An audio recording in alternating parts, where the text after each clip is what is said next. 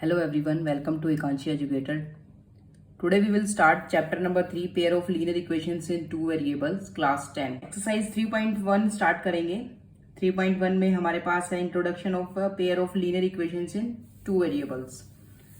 Linear equations in two variables and pair. There are two words ना linear equations in two variables. Pair का मतलब क्या होता है? Two in quantity. ठीक है, मतलब हमारे पास वहां पे दो इक्वेशंस होंगी. ठीक है, दो लीनियर इक्वेशंस होंगी जिसमें दो ही वेरिएबल्स होंगे. ठीक है, टू वेरिएबल का मतलब क्या होगा? फॉर एग्जांपल हम दो वेरिएबल क्या ले सकते हैं? X and Y. इन दोनों को यूज करते हुए हमारे पास एक लीनियर इक्वेशन बनेगी. लीनियर का मतलब क्या होता है? Highest degree of variable will be 1. Linear equation in two variable आपके पास एक स्टैंडर्ड फॉर्म होती है जिसमें हम दो वेरिएबल यूज करते हैं, उनके साथ कुछ ना कुछ कांस्टेंट मल्टीप्लाई करते हैं, लेकिन जो वेरिएबल्स होंगी उनकी डिग्री जो होगी वो 1 होगी. An equation that can be put in the form of ax plus by plus c is equals to 0. That is known as the standard equation of linear equation in two variable. दो वेरिएबल्स हो गए, x and y are the variables. x and y are variable. Okay, ठीक है. Here a b c are real number. Okay, a b c जो होंगे वो real number होंगे. और एक बात और ध्यान रखनी पड़ेगी कि a और b दोनों एक साथ जीरो नहीं हो सकते. अगर दोनों एक साथ जीरो हो गए तो इसका मतलब क्या हो गया? इसका मतलब तो वहां पे ना x रहेगा ना y रहेगा, तो एक कांस्टेंट हो जाएगा और वैसे भी इक्वेशन सेटिस्फाई नहीं होगी. सिंपल सी बात है ना. तो आप लिखोगे and a, b are not both zeros. दोनों एक साथ जीरो नहीं हो सकते, 1 by 1 जीरो हो सकते हैं. मतलब अगर a जीरो होगा तो b वहां पर होना चाहिए, b होगा जीरो तो a वहां पर होना चाहिए, तो वो हो सकता है. लेकिन दोनों एक साथ जीरो नहीं हो सकते. दोनों एक साथ जीरो अगर हो गए तो इक्वेशन ही सेटिस्फाई नहीं होगी. जैसे मैं उसके लिए एक एग्जांपल लेके आपको एक्सप्लेन कर सकती हूँ. 2x plus 3y minus 6 is equals to 0. If we take both a and b 0 at same time, अगर मैंने इन दोनों को सेम टाइम पर 0 लिया तो ये जीरो क्या बचेगा? -6 is equals to 0, which is a false statement.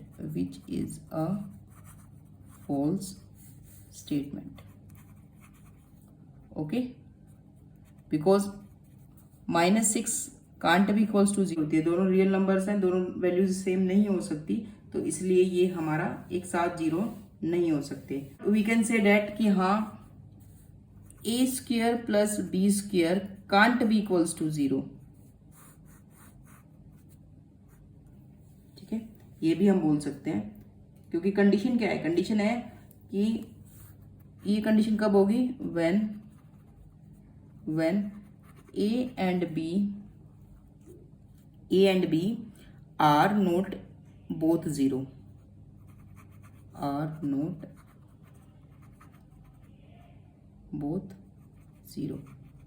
अगर दोनों जीरो नहीं होंगे तो कंडीशन क्या होगी? a square plus b square can't be equals to 0.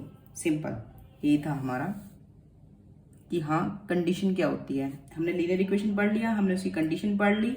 उसके बाद हम बोलते हैं कि हाँ जो अगर हमारे पास कोई इक्वेशन गिवन है तो उसका सोल्यूशन कैसे फाइंड आउट करते हैं. मान लो हमारे पास एक इक्वेशन यही गिवन है, 2x plus 3y minus 6 is equals to 0. x को 0 डाल देती हूँ और y को मैं 2 डाल देती हूँ.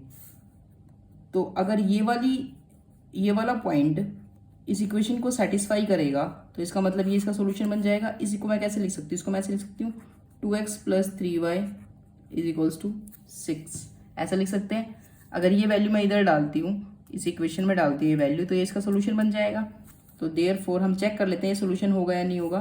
मैंने x की वैल्यू 0 डाली, सिर्फ लेफ्ट हैंड साइड ले रहे हैं हम इसमें.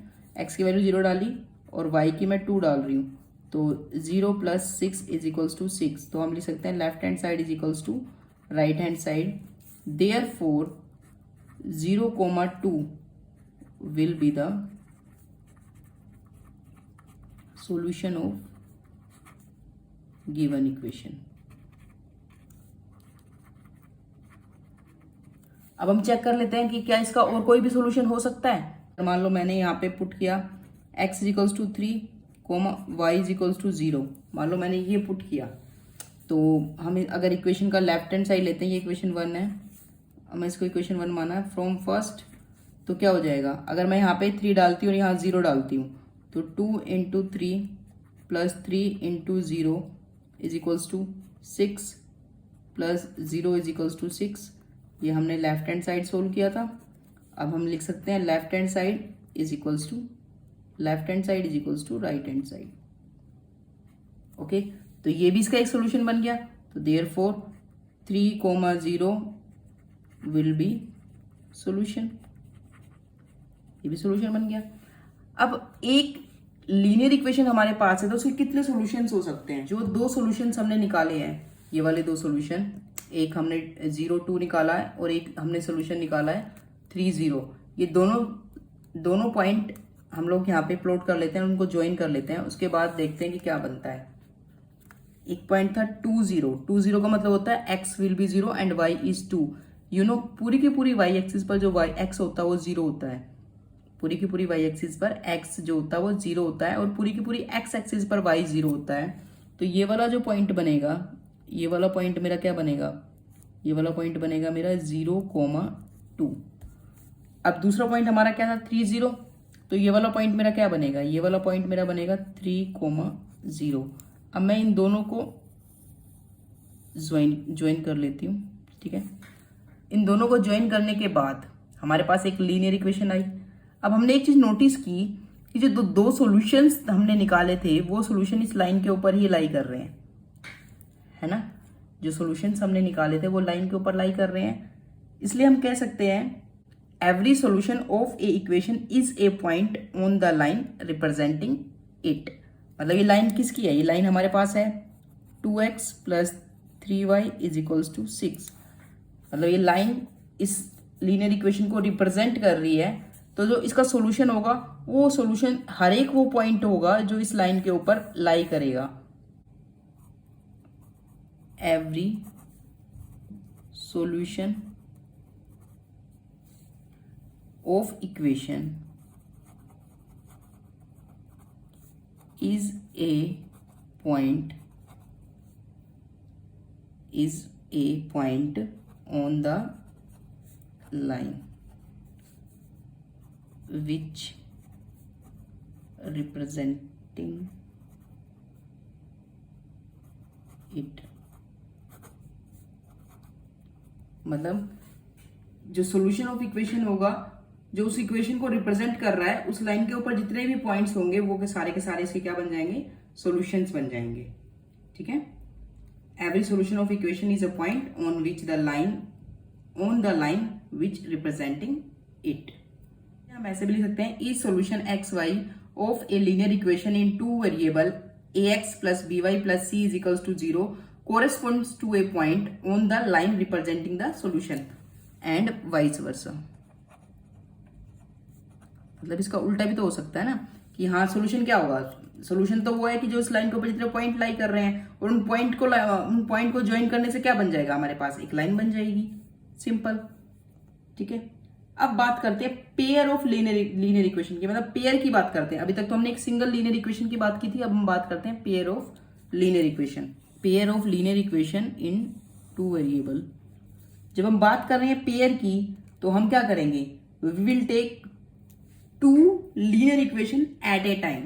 फॉर एग्जाम्पल एक इक्वेशन मैंने ले ली a1x plus b1y plus c1 is equals to 0, ये आपकी एक इक्वेशन हो गई।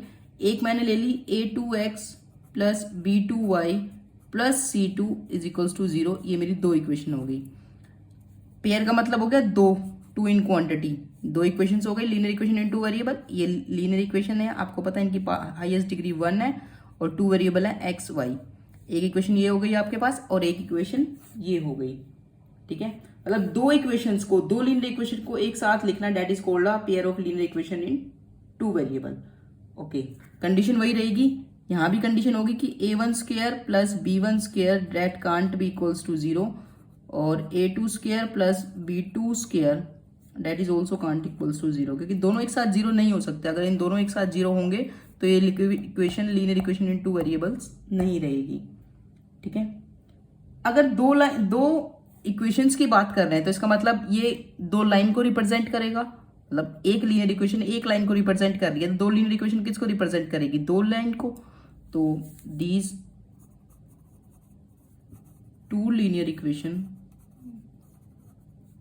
Equations in two variable represented by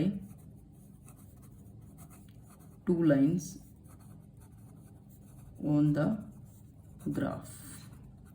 ठीक है, ग्राफ पर ये दो लाइन को रिप्रेजेंट करेंगी।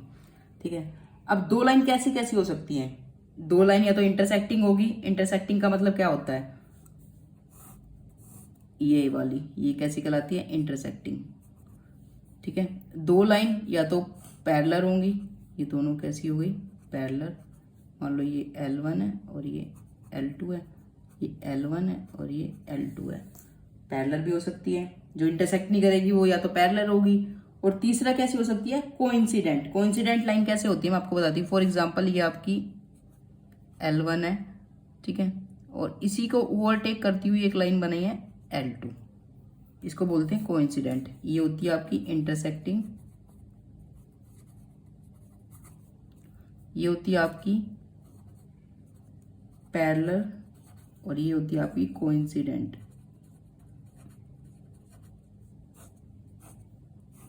ठीक है, दो लाइंस की अगर हम बात कर रहे हैं, दो लाइन क्या क्या हो सकती है, तो इंटरसेक्टिंग होगी या पैरेलल होगी या कोइंसिडेंट होगी। Two linear equation in two variable are two lines in a plane.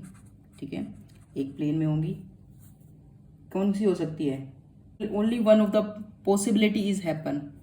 First कौन सी पॉसिबिलिटी होगी, the two lines will B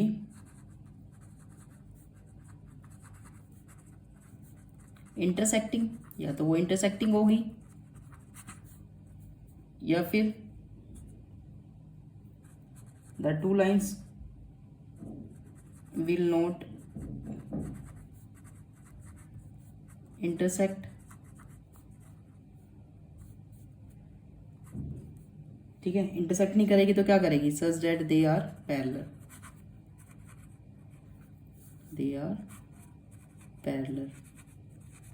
ठीक है, या फिर फाइनल क्या बचा, the two lines will be coincident. मैंने बता ही दिया था आपको, ये वाली इंटरसेक्टिंग होती है, ये पैरेलल होती है, और एक के ऊपर एक ओवरटेक करती हुई बनती है, तो वो आपकी कैसी हो जाती है, कोइंसिडेंट हो जाती है।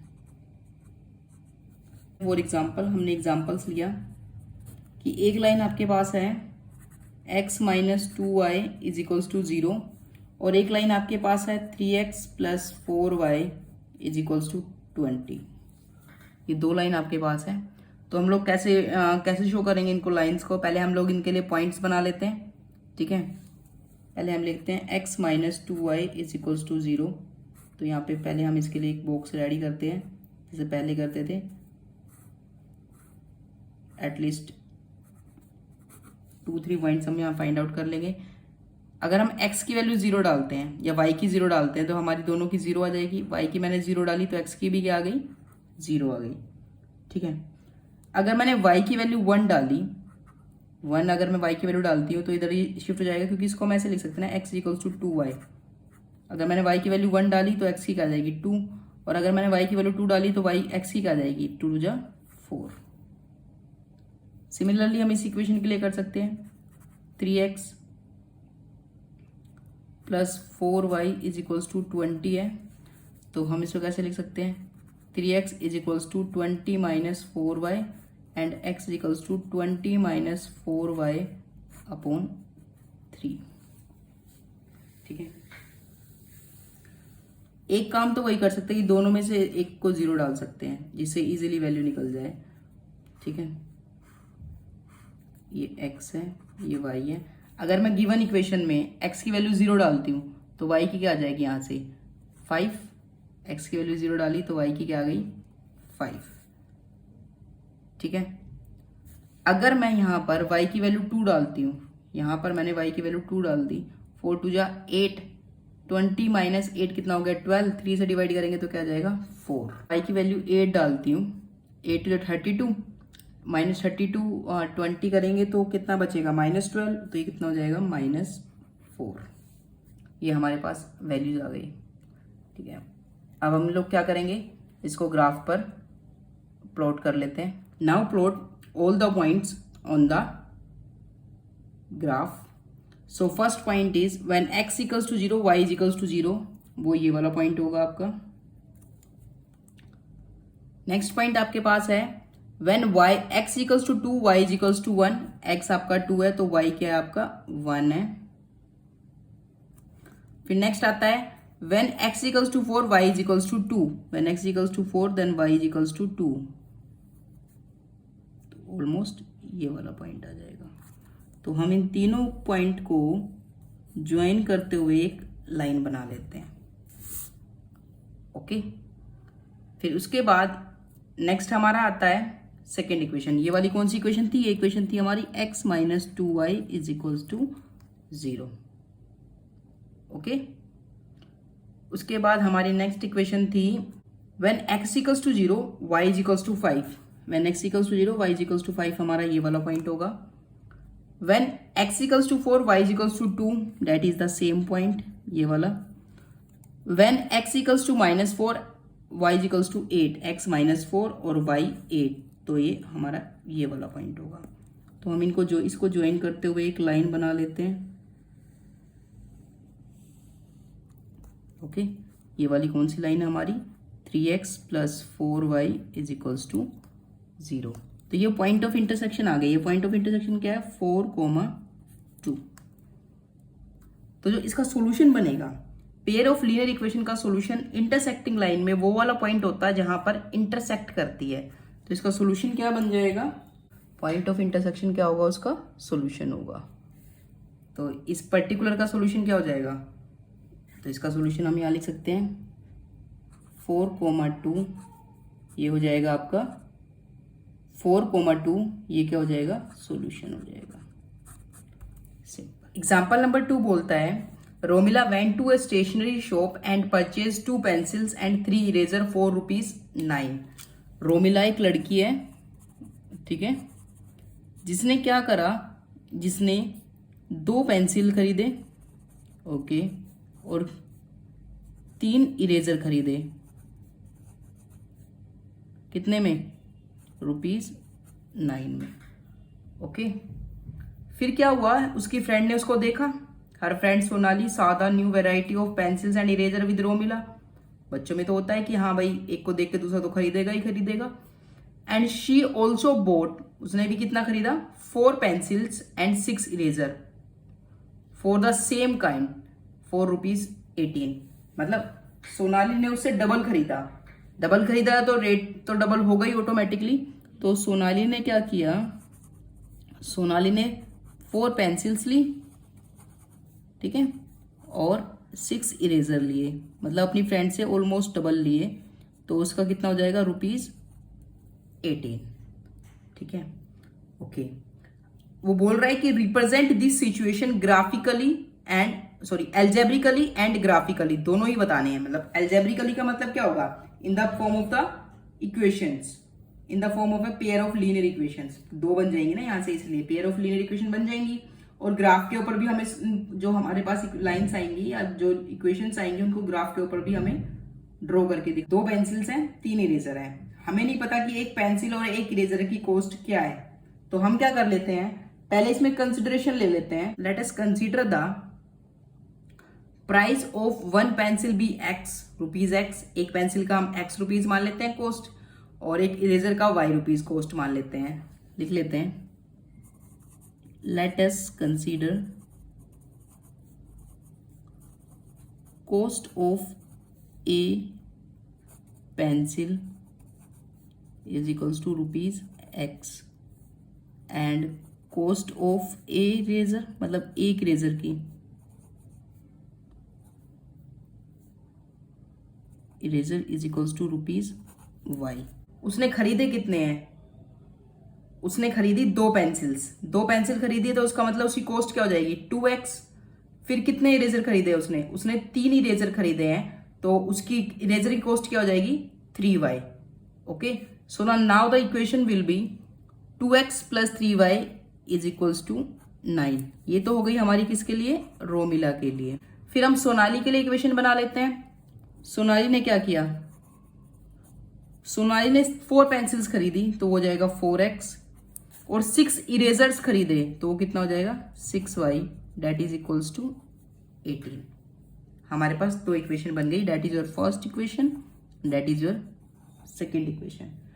स्टेटमेंट को in the form of equations लिख देना, डेट इज कॉल्ड एल्जेब्रिकली। ये क्या हो गया आपका एल्जेब्रिकली रिप्रेजेंटेशन।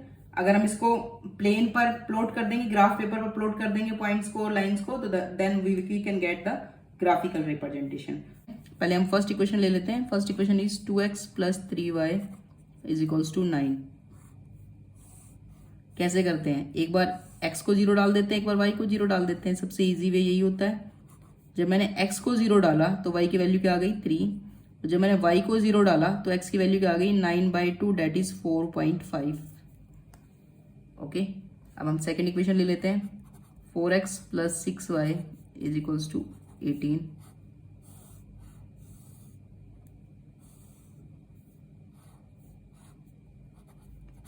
x को 0 डालेंगे y की वैल्यू 3 आएगी, y को 0 डालेंगे तो x क्या जाएगा 18/4। 18/4 इज 9/2, 9/2 इज 4.5। दोनों के सेम पॉइंट्स आ गए।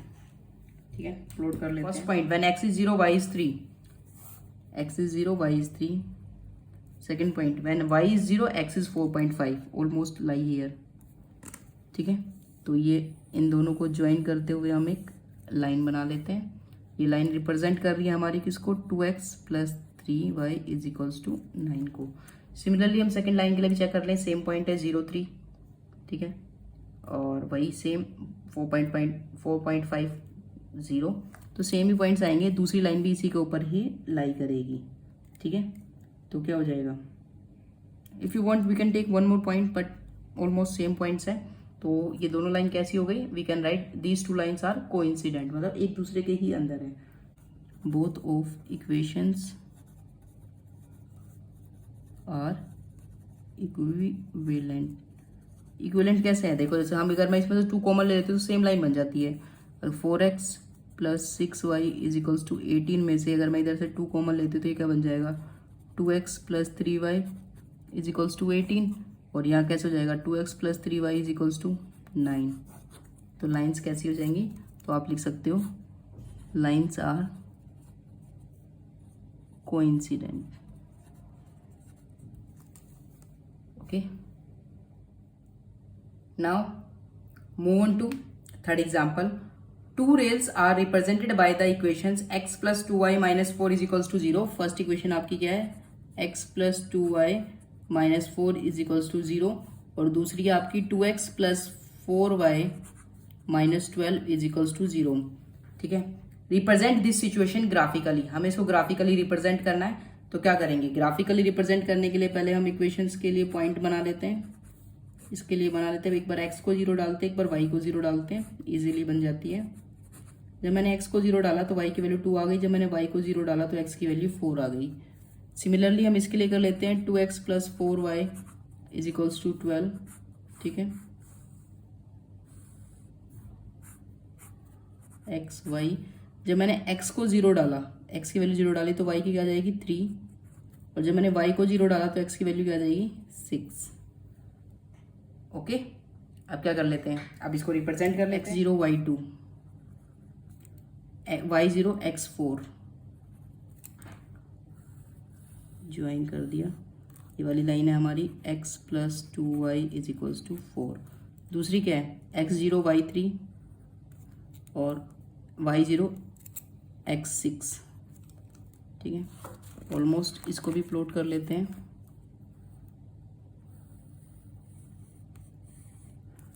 ये वाली लाइन हमारी है 2x + 4y = 12।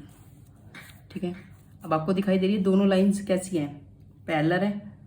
वो हमें भी पता है कि जो रेलवे ट्रैक्स होते हैं वो पैरेलल ही चलते हैं। अगर दो लाइन पैरेलल नहीं चलेंगी तो वो एक दूसरे से क्या करेंगी, टकरा जाएंगी, और टकरा जाएंगी तो एक्सीडेंट हो जाएगा। ये हमने इसको ग्राफिकली रिप्रेजेंट कर दिया है। सो इसका कोई सोल्यूशन नहीं निकलेगा, बिकॉज दो लाइन्स हैं, पैरेलल चल रही है, पैरेलल कहीं पे इंटरसेक्ट नहीं करेगी तो इसका सोल्यूशन हम कैसे निकाल सकते हैं? तो इसका कोई भी सोल्यूशन नहीं निकलेगा। ओके, आज की इस वीडियो में हम लोग यहीं ओवर कर रहे हैं, नेक्स्ट वीडियो में हम लोग कंटिन्यू करेंगे।